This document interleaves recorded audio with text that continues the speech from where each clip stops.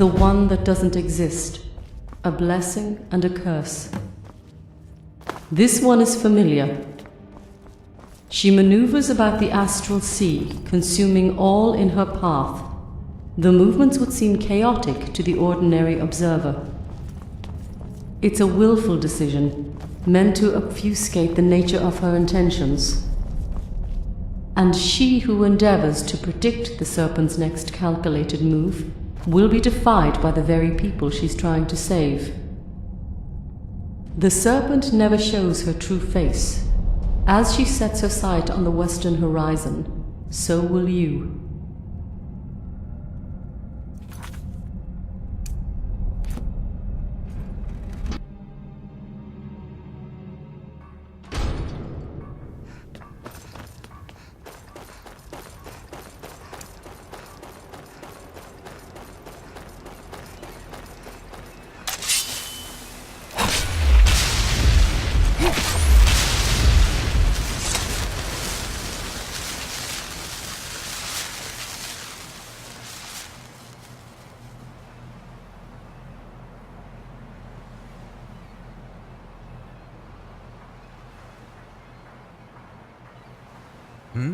Oh, I think I remember.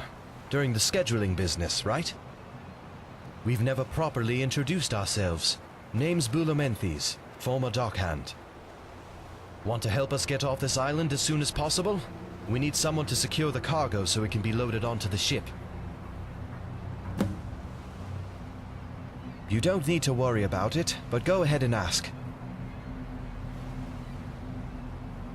Me and a small crew saved it during the sacking of the port. Barely got it out of there thanks to them. They didn't make it.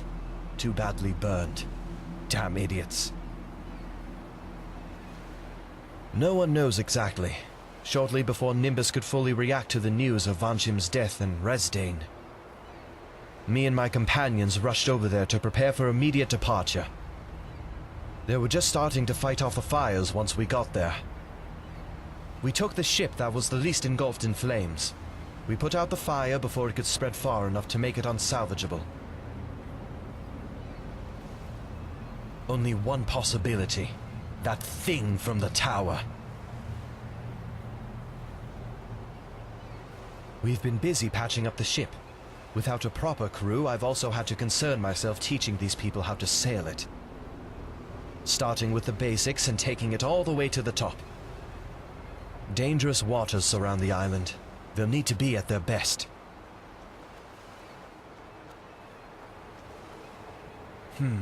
That doesn't usually happen. Either you got stuck with a rookie navigator, or your ship's equipment was malfunctioning. All of the ships here come equipped with custom harmonic resonators so they may pass through the temporospatial claudication field uninhibited. Without one, you risk making a short teleportation jump that can offset your ship's balance. Takes a fine set of hands to sail without that machine. Thankfully, we have one. It's the water beyond the field we have to worry about. Safer that way in case of any sabotage attempts. We have guards posted at the Cloudburst Cave entrance, and a runner keeping an eye on the rowboat. The ship's just out of the line of sight from just about every vantage point. Even if someone were to see it, they'd have to paddle a long ways through our line of fire. Ballistae on the seawall, armed by pretty good marksmen. Neither airship nor winged demon stands a chance. I saw the others burn with my very eyes. This is the last one. All right then, what is it? Not many of us left. 22, including me. Under my watch, plenty. The crew that assisted me at the port were the first. I've lost others to raiders as they were out scavenging for supplies. A rival group of survivors. They're in control of the stronghold. From there, they've been coordinating attacks on all remaining Dwemer on the island. It's not necessarily a matter of gaining anything. They would be relatively well stocked over there considering their probable body count. They're only following protocol. Kill anyone that could serve as a vector for the anomaly's influence outside the established quarantine. Meaning, every Dwemer outside the stronghold. Everyone knows about the existence of the quarantine procedure. You can imagine what that would entail. They wouldn't just let the anomaly run rampant and build enough influence to threaten the stronghold. Homunculi lead the assault, guards reinforce the rear. That's how it usually goes. Guards are likely only sent to report back any visual confirmation of the anomaly, but they're not afraid to engage in combat. Stragglers, maybe. We take them in as they come along. Scouts also reported heavy fighting on the beach outside the Mechanist Tower. They couldn't identify the aggressors, only that Homunculi were involved.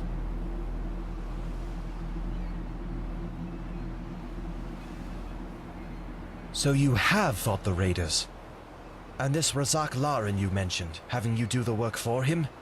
Wiping out the Atronal survivors. What a damned lunatic. He shouldn't be a problem if he's keeping to his corner of the island. They take shifts. We can't keep everyone in there the entire day. Too dangerous in case we get raided. All right then. What is it? Hurry up and ask. Yeah, that's what I said.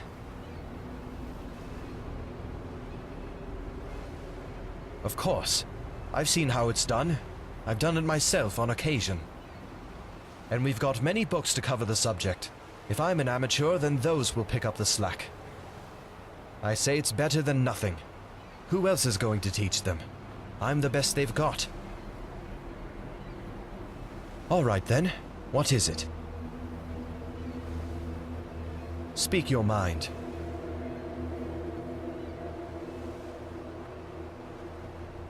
Not on the first trip. We're drawing a lottery to see who gets to come with us. As soon as we find a suitable place to call home, we'll send out a ship to retrieve those that remain on the island.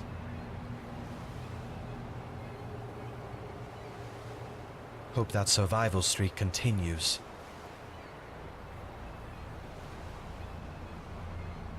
That will be decided by vote the night before we leave. Word around the camp is that most are favoring Volenfell. Let's err on the side of overestimation and say weeks.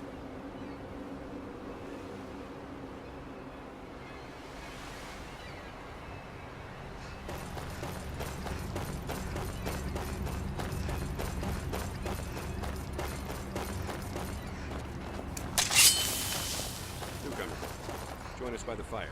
We're about to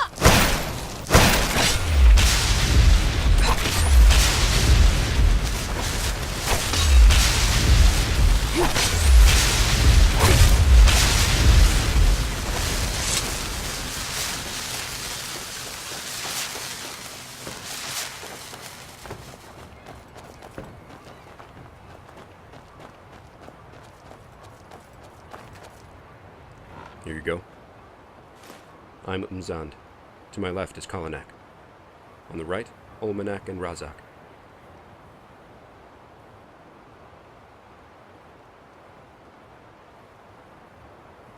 Only making conversation. You arrived just in time to our camp.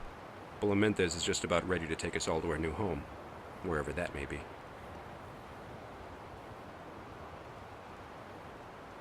Never thought I'd hear that. You can volunteer to stay until the second trip. Many would be eager to take your place on the ship. Resdane's out of the question. The other great kingdoms of the north would lie abandoned, yet still secure, but we're not familiar with the territory. If we're the last of our kind, our settlement must survive only for as long as we do. We will rebuild what we can, and dedicate our lives to researching the disappearance of our people.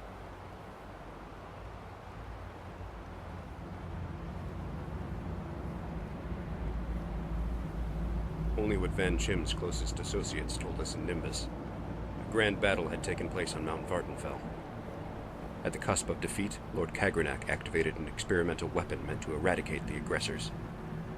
The weapon failed, and instead wiped out all of our people, not just Resdane, but the entire continent. Venchim had an extensive array of contacts. He would have been receiving information up until the supposed disappearance. But there was a publicly known rivalry between him and Kagrenak, disagreements about focus and the war effort. We will verify all that we can to separate fact from the propaganda. The High Craft Lord was known for traversing the taboo with his inventions. The construction of such a weapon is conceivable during wartime. None of us can say that for certain. We should avoid unbridled speculation until we come across more evidence in our travels. A way to bring them back. I admit the idea sounds ludicrous. None of us here have so much as dabbled in the field of metaphysics. We'll have all the time in the world to expand our knowledge. The libraries of each of our strongholds is vast. The collective knowledge of our superiors will be in our hands.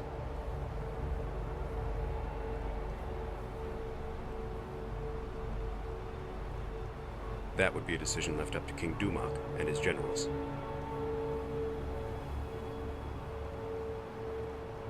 By now, our abandoned strongholds will have fallen under siege, their Animalculi guardians falling under the unopposed might of the Chimer. If our people were to, say, reappear in a singular location, we'd have to retake all of Resdane. Without the aid from the Western clans, there would be no war.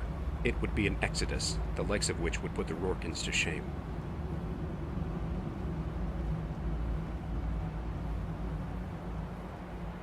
I wish.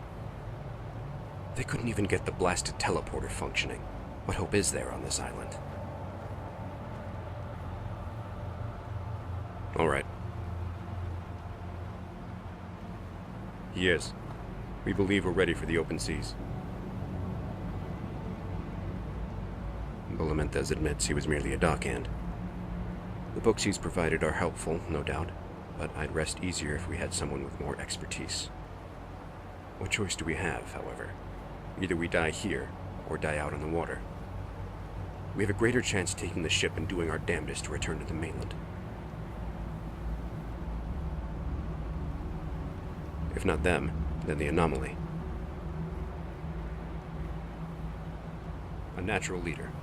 We're able to manage ourselves for the most part, but without him, we'd never have a chance to leave this island. Given us a means of passage, coordinated scavengers, and has motivated us to persevere. I'm using the word loosely. This camp doesn't have an official hierarchy, nor does it need one. Perhaps, perhaps not. We will see if the demands that need to be met can only be fulfilled through leadership.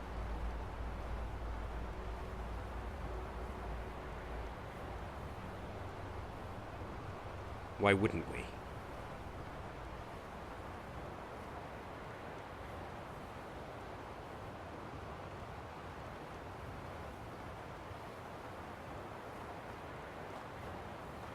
Impossible. Fine, I admit the possibility is there, but he isn't exhibiting any signs. There's simply no way.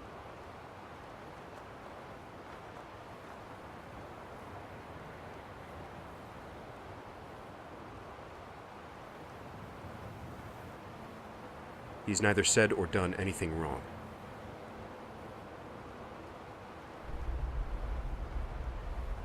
Divide and conquer. Of course. But we need evidence. These theories are appealing, yes, but we are filling gaps in knowledge with conjecture. I concur. Anything short of solid proof could get us kicked off the ship if we're wrong. Let the new arrival handle it. She's the one who brought it up in the first place. Onus is on her! Agreed.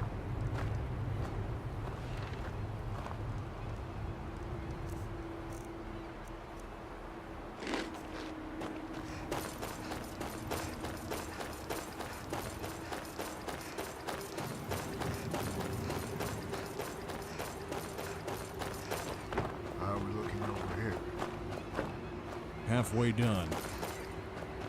Yeah. Say, have you chatted with Besmov? Besmov? He set up a tent along the cliff wall. First I've heard of him. Why are you asking, brother? He told me to keep an eye on Bulumenthis. What? That's how we ended our otherwise innocuous conversation. Asked him what he meant by it, he wouldn't elaborate. Perhaps we should be keeping an eye on him. No doubt, but Yeah? Go on. I don't know. Just the way he said it. He knows something we don't. Fine. We'll watch Bulumenthis too. But the Besmov fellow's only trying to throw suspicion off of himself. Come on, let's get back to work. Hope I get picked to go. Don't mind me, sister.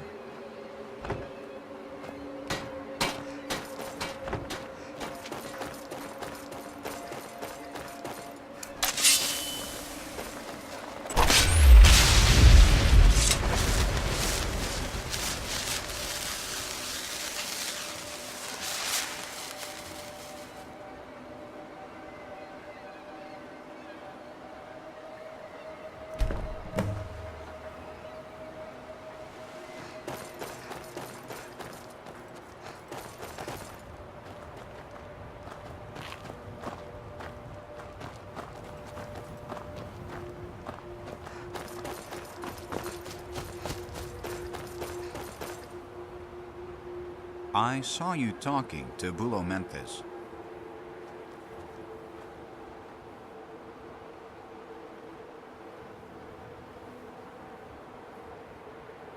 You overheard my remark to Rithar. All right. You know what I think of Bulumenthis. First, I'd like to know if he's said anything unusual or contradictory. Very perceptive. I'm glad I wasn't the only one to make that distinction. Severe burns, yet they somehow managed to sail the ship far enough from the port under such conditions. Curious. Anything else? My mind is already made up on Bulumenthis, but my intention was to ease you into what I have to say. Bulumenthis isn't what he claims to be.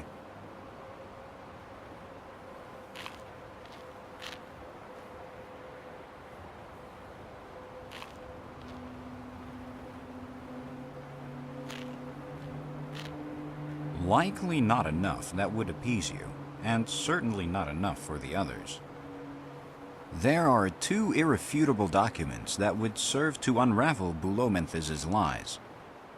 One is in the reception office at the port. The other would be somewhere outside the entrance to the slave quarters in the stronghold, level 5. Acquiring either one would be enough. My physical prowess pales in comparison to yours. I was taught to take a more delicate approach in conflict. The documents lie in hostile territory, where words mean nothing. Before we all ended up scattered around the island, I had connections with security detail in regards to persons under surveillance due to criminal behavior. There were only a handful on the list for obvious reasons, so their names were easy to memorize. Bulumenthis wasn't worth noting until he got his hands on the boat. Knowing his record, I can say with confidence where information pertaining to his past can be found.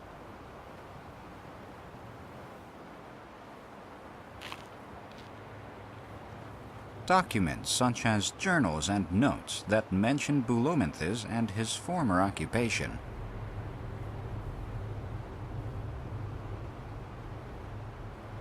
Disperse them through the camp as you see fit.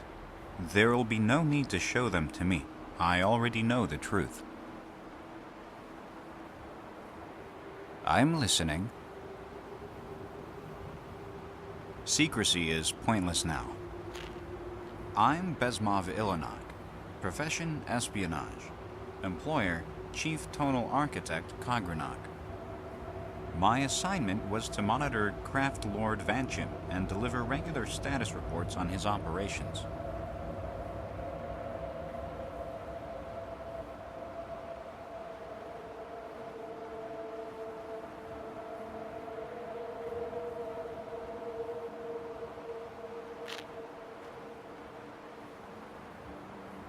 Honestly, I don't register extraction for myself as a valid concern. My assignment comes first. Usually, I'd plan ahead, but I'm dealing with an unconventional matter.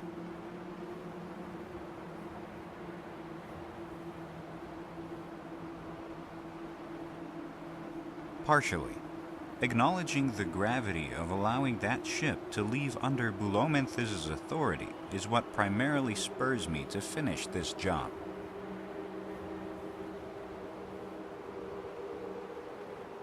If, not with them, I'd find my own way. Their interests lie in restoring the Dwemer. Resdane's gone. Our kingdoms evaporated of everything worth saving. Their ambitions are unrealistic. I'd have been more useful passing on my wisdom to flourishing peoples. I was nowhere near Nimbus when he was assassinated. Speculation that it was the anomaly that killed him, or someone under its influence, is the most tenable theory.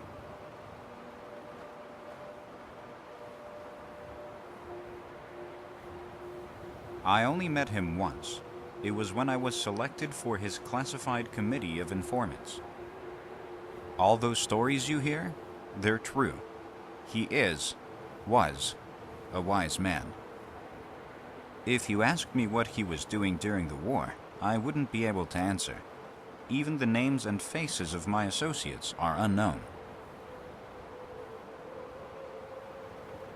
By handwritten letters deposited at dead drops. The messages were written in such a way to incriminate us as Chimer sympathizers, defectors serving in one of their clandestine murder cults.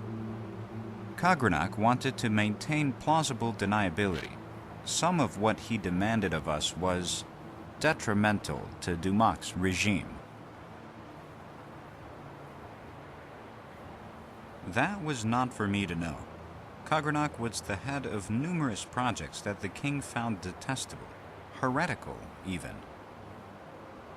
Our purpose as the High Craft Lord's agents was likely not to pave the way for Kagranok's rise through the ranks.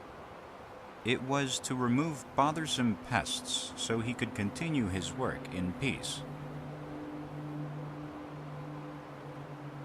The two never saw eye to eye.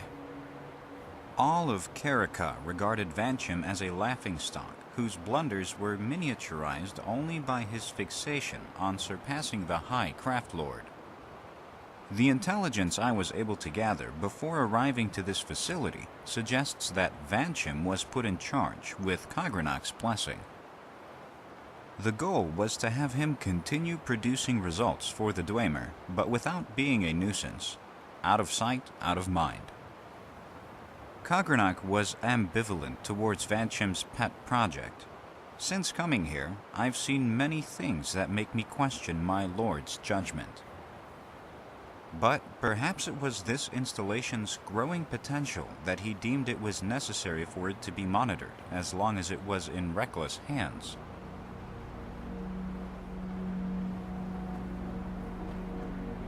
You're alluding to what happened to Resdane. Kagranok may be connected. Such a cataclysm that can wipe out only our race is unnatural. I'd sooner blame Chimer sorcerers, but it's certainly a possibility. One of Kagranok's classified projects failed to produce the desired results, or fell into the wrong hands. Would you believe it all came from Vanchim's pockets? Decades worth of embezzled research funds that were written off as mismanaged and wasted on dummy projects. Kagranok didn't care, and accountants were more concerned with cases that occurred within a shorter time span.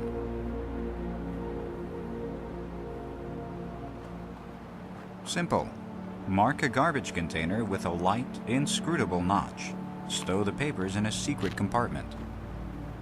By chance the reports are found, they'd be encoded in the form of a love letter or a request for illicit drugs.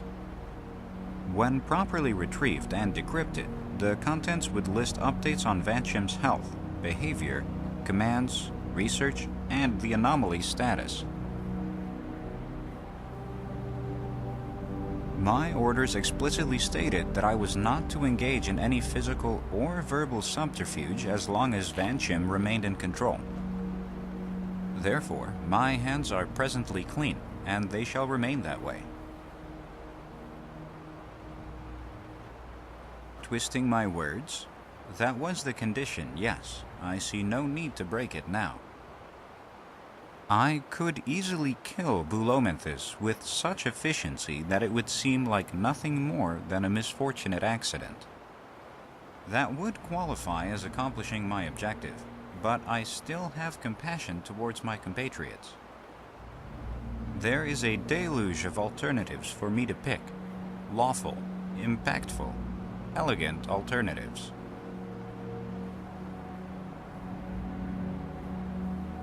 Reciting my assignments for High Craftlord Kagranox would be a bore to the layman. Before I was chosen for his service, I undertook many official operations. From escorting Indoril Nerevar, dearest of all of King Dumok's friends, during one of his many visitations before the war, to infiltrating and dismantling a group within one of our own settlements that was engaging in heinous acts of contradictory thought. Duration of my tasks ranged from days to months. One lasted an arduous 2 years. But none were as exciting as the boastful tales passed around your soldier barracks. Speechcraft was my weapon of choice. Having others flourish their daggers through subconscious suggestions was the aftermath I was never present for.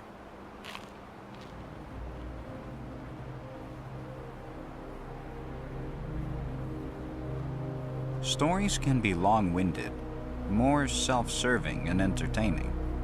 As a novice, the most you'll take away from them would be anecdotal values. Direct advice, on the other hand, that I can give.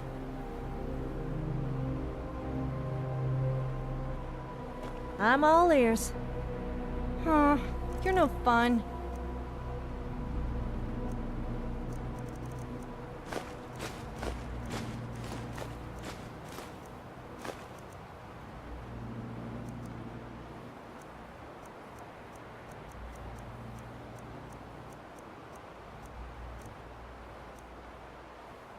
Yes, let's go.